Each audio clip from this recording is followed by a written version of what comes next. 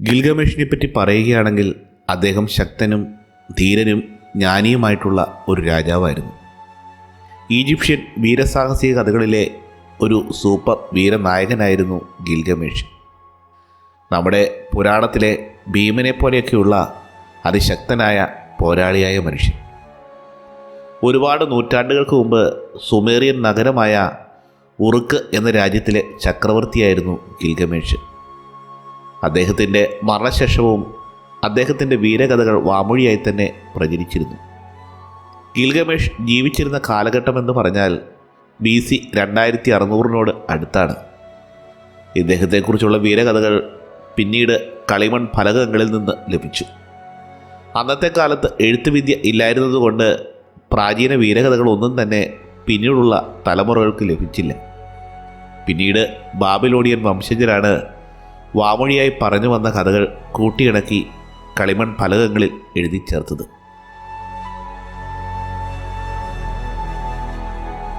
Rook എന്ന Sumerian നഗരത്തിൻ്റെ രാജാവായിരുന്നു അതിശക്തനും അതീവ ബുദ്ധിമാനുമായിരുന്ന ഗിൽഗമേഷ്. നിൻസൂൻ എന്ന ദേവതയുടെ പുത്രനായ അദ്ദേഹം വീരനായ ഒരു പോരാളി മാത്രമായിരുന്നില്ല, അജയ്യനായ ഒരു യുദ്ധവീരൻ കൂടിയായിരുന്നു. ഗിൽഗമേഷ് യുദ്ധത്തിലും ബുദ്ധിയിലും മാത്രമല്ല കഴിവ് തെളിയിച്ചത്, അദ്ദേഹം ഒന്നാം തരം ഒരു വാസ്തു ശില്പി കൂടിയായിരുന്നു. തൻ്റെ നഗരത്തെ ശത്രുക്കളിൽ നിന്നും രക്ഷിക്കുന്നതിനായി അതിനു ചുറ്റും തകർക്കാനാവാത്ത ബലമേറിയ ഒരു നെടുങ്കൻ കോട്ട പടുത്തുയർത്തി. അതിൻ്റെ ചുറ്റുമതിലിൽ തന്നെ 900ഓളം വരുന്ന നിരീക്ഷണ ഗോപുരങ്ങളും ഉണ്ടായിരുന്നു. എന്ന് പറഞ്ഞാൽ തന്നെ അറിയാമല്ലോ അതിൻ്റെ വലിപ്പത്തെപ്പറ്റി. നഗരത്തെ കാത്തു സൂക്ഷിക്കുന്നതിൽ അതീവ ശ്രദ്ധ പുലർത്തിയിരുന്നുവെങ്കിലും പക്ഷേ അയാൾ അതിക്രൂരനായ ഒരു സ്വേച്ഛാധിപതി കൂടിയായിരുന്നു. തൻ്റെ പ്രജകളിൽ പുരുഷന്മാരെ തൻ്റെ അടിമകളും സ്ത്രീകളെ തൻ്റെ വെപ്പാട്ടികളുമായിട്ടാണ് അദ്ദേഹം കരുതിയിരുന്നത്. സ്ത്രീകൾ പ്രായഭേദമന്യേ അയാളെ ഭയപ്പെട്ടിരുന്നു. കാരണം മറ്റൊന്നുമല്ല, താൻ ആഗ്രഹിക്കുന്ന ഏത് സ്ത്രീയെയും അവൾ വിവാഹിതയാണെങ്കിലും അല്ലെങ്കിലും അവളെ വശീകരിക്കാനും കീഴ്പ്പെടുത്താനും ഒരു അസാധാരണ വൈഭവം തന്നെ അയാൾക്കുണ്ടായിരുന്നു. അതികഠിനമായി അമർത്തപ്പെട്ട ഉറുക്കിലെ ജനങ്ങൾ അതിൽ രോക്ഷാകുലരായിരുന്നുവെങ്കിലും ഒരു ചെറുവിരൽ പോലും അനക്കാനുള്ള ആത്മധൈര്യം അവർക്കാർക്കും ഉണ്ടായിരുന്നില്ല. അതിനാൽ അവർ ദേവതയായ അരിവിനോട് ഗിൽഗമേഷിനെ പൊരുതി ജയിക്കാൻ ത്രാണിയുള്ള ഒരുവനെ കണ്ടെത്താൻ അപേക്ഷിച്ചു. എങ്ങനെയെങ്കിലും ഉറുക്കിലെ സ്ത്രീകൾക്ക് സ്വാതന്ത്ര്യത്തോടെ ജീവിക്കാൻ അവസരം കിട്ടാൻ വേണ്ടിയായിരുന്നു അത്. തൻ്റെ ജനതയുടെ മനമൊരുകിയുള്ള പ്രാർത്ഥന ചെവിക്കൊള്ളാതിരിക്കാൻ അരിവിന് ആയില്ല.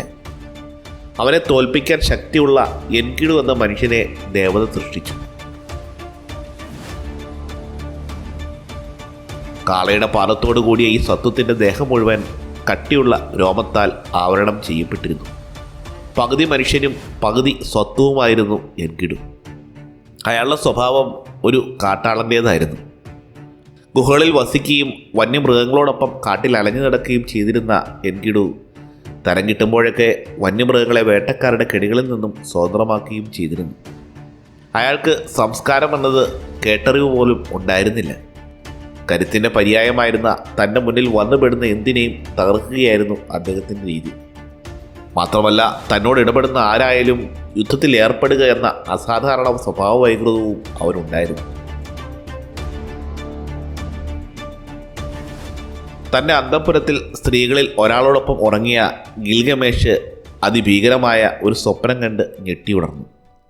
തന്നെ ഒരാൾ ദയനീയമായ വിധത്തിൽ ദ്വന്ദ്വയുദ്ധത്തിൽ പരാജയപ്പെടുത്തുന്നതായിരുന്നു സ്വപ്നം. കാഴ്ചയിൽ തന്നെ രക്തം മരവിച്ചു പോകുന്ന തരത്തിലുള്ള രൂപഭാവാദികളോട് കൂടിയ ഒരു സത്വത്തിനെ സ്വപ്നത്തിൽ കണ്ടതോടെ അയാളുടെ ഉറക്കം നഷ്ടപ്പെട്ടു തുടങ്ങി. പതുക്കെ പതുക്കെ അയാൾക്ക് ഭക്ഷണത്തിലും സ്ത്രീകളിലുമുള്ള ആസക്തി പോലും ഇല്ലാതെയായി. ഒടുവിൽ അയാൾ തൻ്റെ ശത്രുവിനെക്കുറിച്ച് അറിഞ്ഞു. രാജാവ് സ്വപ്നത്തിൽ കണ്ടതുപോലുള്ളൊരു സത്വം അരുവിയിൽ നിന്ന് വെള്ളം കുടിക്കുന്നത് കണ്ടുവെന്ന് ഒരാൾ അറിയിച്ചു. ആ വാർത്ത വിശ്വസിക്കാതിരിക്കാൻ പ്രത്യേകിച്ച് കാരണമൊന്നും ഉണ്ടായിരുന്നില്ല. നേരിട്ട് പൊരുതി ശത്രുവിനെ തോൽപ്പിക്കുമെന്നുള്ളത് അസാധ്യമാണെന്ന് ഉറപ്പായതുകൊണ്ട് തന്നെ തൊഴിലിൽ അഗ്രഗണ്യായ ഒരു അതിസുന്ദരിയെ അവരെ വശീകരിക്കാൻ നിയോഗിച്ചു. എൻകിഡു വെള്ളം കുടിക്കാൻ സ്ഥിരമായി എത്തുന്ന ജലാശയത്തിനരികിൽ ആ മോഹിനി തൻ്റെ അംഗലാവണ്യം മുഴുവൻ വെളിപ്പെടുത്തിക്കൊണ്ട് പരിപൂർണ നഗ്നയായി കിടന്നുറങ്ങി. എന്തായാലും ആ കരുത്തൻ അവളൊരുക്കിയ കെണിയിൽ വീണുവെന്ന് പറഞ്ഞാൽ മതിയല്ലോ. അവളെ കണ്ട് മോഹിച്ച അയാൾക്ക് തൻ്റെ കാമനകളെ നിയന്ത്രിക്കാനായില്ല. അയാൾ അവളെ പ്രാപിച്ചുവെന്ന് മാത്രമല്ല 7 രാവും 7 പകലും അവളോടൊത്ത് ചെലവഴിക്കുകയും ചെയ്തു. അതോടൊപ്പം മറ്റൊരു കാര്യവും സംഭവിച്ചു. അതോടെ അവൻ തൻ്റെ മൃഗഭാവം വെടിഞ്ഞ് ഏതാണ്ടൊക്കെ ഒരു മനുഷ്യനായി രൂപാന്തരപ്പെട്ട് കഴിഞ്ഞിരുന്നു. പക്ഷേ ഇതോടെ അയാളുടെ സ്നേഹനിധികളായ പക്ഷിമൃഗാദികൾ അയാളിൽ നിന്നും ഒഴിഞ്ഞു മാറാൻ തുടങ്ങി. പക്ഷികളിൽ നിന്നും മൃഗങ്ങളിൽ നിന്നും അവൻ പൂർണ്ണമായും ഒറ്റപ്പെട്ടു പോയി. അവരവനെ പിന്നീട് ആദരിച്ചില്ല എന്ന് മാത്രമല്ല, മുഴുവനായും അവഗണിക്കുകയും ചെയ്തു. മുന്നിൽ മറ്റു വഴികളില്ലാതെ തൻ്റെ മനസ്സ് കവർന്ന സുന്ദരിയോടൊത്ത് അയാൾ യാത്ര തിരിച്ചു. എന്നാൽ ഈ ദിവസങ്ങളിലെല്ലാം ഗിൽഗമേഷ് അസ്വസ്ഥനായിരുന്നു. ഓരോ രാത്രിയിലും തന്നെ അതിശക്തമായ ഒരുവൻ അനായാസം കീഴടക്കുന്നതായി രാജാവ് സ്വപ്നം കണ്ടു. പകലുകൾ ഭേദമില്ലാതെ ഈ ചിന്ത തന്നെ അലട്ടാൻ തുടങ്ങിയപ്പോൾ തന്നെ ഈ രാഖിനാവിനെക്കുറിച്ച് തൻ്റെ മാതാവായ നിൻസുവിനോട് പറഞ്ഞു.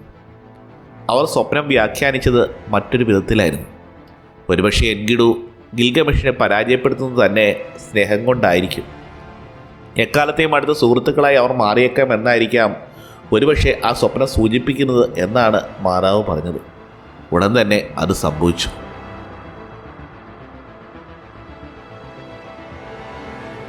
രണ്ട് വീരന്മാരും ക്ഷീണമെന്തെന്നറിയാതെ വർദ്ധിച്ച വീര്യത്തോടെ ഏറ്റുമുട്ടി. ആ നാടും നഗരവും ഇന്നേ വരെ ദർശിച്ചിട്ടില്ലാത്ത രൂക്ഷമായ പോരാട്ടത്തിൽ ഭൂമി വിറകൊണ്ട് ജനങ്ങൾ ഭയചകിതരായി. തുല്യശക്തരായ 2 യോദ്ധാക്കളും അവസാനമില്ലാതെ നീണ്ടുപോയ മല്ലയുദ്ധത്തിനൊടുവിൽ തിരശ്ശീലയിട്ടു.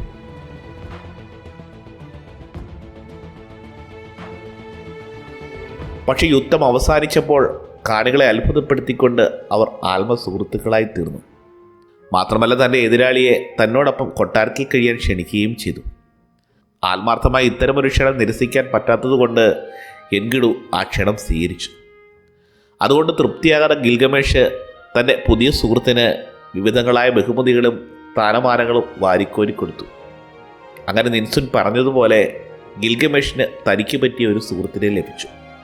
കൊട്ടാരത്തിൻ്റെ സുഖഭോഗങ്ങളിൽ മുഴുകി ഒരു രാത്രി എൻഗിഡു ഭീകരമായൊരു സ്വപ്നം കണ്ടു. ഒരു രാക്ഷസ തത്വം തന്നെ പാതാള ലോകത്തിലേക്ക് കൂട്ടിക്കൊണ്ടു പോകുന്നതായിട്ടാണ് ആ സ്വപ്നം. പിറ്റേന്ന് അസ്വസ്ഥനായി എൻഗിഡു തൻ്റെ പ്രിയ സുഹൃത്തിനോട് ആ സ്വപ്നത്തെക്കുറിച്ച് പറഞ്ഞു. തൻ്റെ പ്രിയ സുഹൃത്തിൻ്റെ മരണഭീതി അകറ്റാൻ ആദ്യം സൂര്യദേവനായ ശമഷിന് ഗിൽഗമേഷ് ബലിയർപ്പിച്ചു.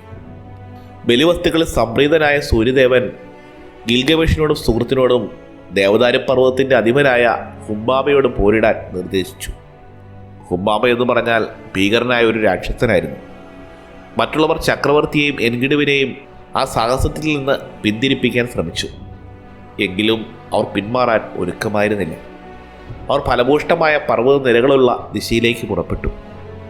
അതിവിശാലമായ മരുപ്രദേശങ്ങളും പർവ്വതങ്ങളും താണ്ടി അവസാനം അവർ ദേവദാരു മലയുടെ അടുത്തെത്തി. ഹുംബാബയെ കണ്ട മാത്രയിൽ തന്നെ അവർ നിർഭയരായി ഹുംബാബയെ പോരിന് വിളിച്ചു. എന്തോ കാരണവശാൽ അതിനോട് ഹുംബാബ പ്രതികരിച്ചില്ല. എതിരാളിയുടെ നിസ്സംഗ പെരുമാറ്റത്തിൽ നിരാശരായ ഗിൽഗമേഷും സുഹൃത്തും ദേവപ്രീതിക്കായി വീണ്ടും ഒരു ബലി കൂടി സമർപ്പിച്ചു. എന്തായാലും ശുഭസൂചകമായി അന്ന് രാത്രിയിൽ തങ്ങൾ ഹുംബാബയ്ക്ക് മേൽ വിജയം നേടിയെടുക്കുന്നതായി സ്വപ്നം കണ്ടു. പിറ്റേന്ന് പുലർച്ചെ ഹുംബാബ അപ്രതീക്ഷിതമായി അവരെ ആക്രമിച്ചു. ഉറക്കം വിട്ട് എഴുന്നേക്കാത്ത ആ വീരന്മാരെ നിഷ്പ്രയാസം വീഴ്ത്താനാവും എന്നതായിരുന്നു ഹുംബാബയുടെ തന്ത്രം. എന്നാൽ പ്രതീക്ഷയ്ക്ക് വിരുദ്ധമായി ഇരുവരും പെട്ടെന്ന് യുദ്ധസന്നദ്ധരായി. ദിക്കുകൾ പൊടിപറത്തിയുള്ള അതിരൂക്ഷമായൊരു പോരാട്ടമാണ് പിന്നീട് നടന്നത്. ഇരുപക്ഷവും ഒപ്പത്തിനൊപ്പം നിന്നു. ആ ഭയാനക പോരാട്ടത്തിനൊടുവിൽ അവർ ഹുംബാബയെ വീഴ്ത്തി. ഉടൻ തന്നെ എൻഗിഡു അയാളുടെ തല വെട്ടിയെടുക്കുകയും ചെയ്തു. വിജയശ്രീ ലാളിതനായ ഗിൽഗമേഷ് ദേവന് ബലിയർപ്പിച്ചു. എന്നിട്ട് ദേവന്റെ അപേക്ഷപ്രകാരം ഹുംബാബയുടെ അധീനതയിലിരുന്ന മലഞ്ചെരുവിലെ വിശുദ്ധ വൃക്ഷങ്ങളായ ദേവദാരുക്കൾ കൊണ്ട് സൂര്യദേവന് അമ്പലം നിർമ്മിക്കുന്നതിനായി വെട്ടിവീഴ്ത്തി. തങ്ങളുടെ ദൗത്യം പൂർത്തിയാക്കിയതിനു ശേഷം തൊട്ടടുത്ത അരുവിയിൽ കുളിച്ച് ശുദ്ധിയായി വസ്ത്രം മാറിയതിനു ശേഷം അവർ ദേവങ്ങൾക്കായി ബലിയർപ്പിച്ചു. തുടർച്ചയായ യാത്രയും പോരാട്ടവും കൊണ്ട് ക്ഷീണിതരായ ആ സുഹൃത്തുക്കൾ ഒരു വൃക്ഷത്തണലിൽ വിശ്രമിച്ചു. അവർ പെട്ടെന്ന് തന്നെ ഒരു ഗാഢനിദ്രയിലാണ്ടു. ഒരു നിദ്രയ്ക്ക് ശേഷം കണ്ണു തുറന്നപ്പോൾ അവരുടെ മുന്നിൽ പ്രണയത്തിൻ്റെയും പോരാട്ടങ്ങളിലെയും ദേവതയായ ഇഷ്താർ പൊടുന്നനെ പ്രത്യക്ഷയായി. ആകാര സൗന്ദര്യത്തിലും പോരാട്ട വീര്യത്തിലും ധീരതയിലും ആകൃഷ്ടയായ ഇഷ്താർ ഗിൽഗമേഷിനോട് തൻ്റെ പ്രണയം അറിയിച്ചു. സ്ഥിരമായ പ്രണയങ്ങളിലൂടെ കുപ്രസിദ്ധയായ ഇഷ്താറിൻ്റെ പ്രണയം ഒരു ചാബല്യമായി കണ്ട് ഗിൽഗമേഷ് അത് തള്ളിക്കളഞ്ഞു. അങ്ങനെ തോറ്റുകൊടുക്കാൻ തയ്യാറല്ലായിരുന്നു ഇഷ്താർ. തൻ്റെ വശീകരണ വിദ്യകൾ എല്ലാം ഉപയോഗിച്ച് അയാളെ വശീകരിക്കാൻ ശ്രമിച്ചു. പക്ഷേ ഇത്തരം ശ്രമങ്ങൾക്കൊന്നും ആ വീരൻ്റെ മനസ്സ് മാറ്റാനായില്ല. ഇഷ്താറിനെ അയാൾ നിരാകരിച്ചു. അങ്ങനെ ഇഷ്താറിനെ അവിടെ തനിച്ചാക്കി അവർ തൻ്റെ നഗരത്തിലേക്ക് മടങ്ങി. പ്രണയാഭ്യർത്ഥന നിരസിച്ചതിൽ രോഷം പൂണ്ട ഇഷ്താർ ആനുവിനോട് പരാതിപ്പെട്ടു. അവളോട് പ്രതികാരം ചെയ്യാൻ ഒരു വഴി ഉപദേശിക്കാൻ അഭ്യർത്ഥിച്ചു. അങ്ങനെ ആനുവിൻ്റെ സഹായത്തോടെ അതിശക്തനായ ഒരു ദേവ ഋഷഭത്തെ സൃഷ്ടിച്ചു.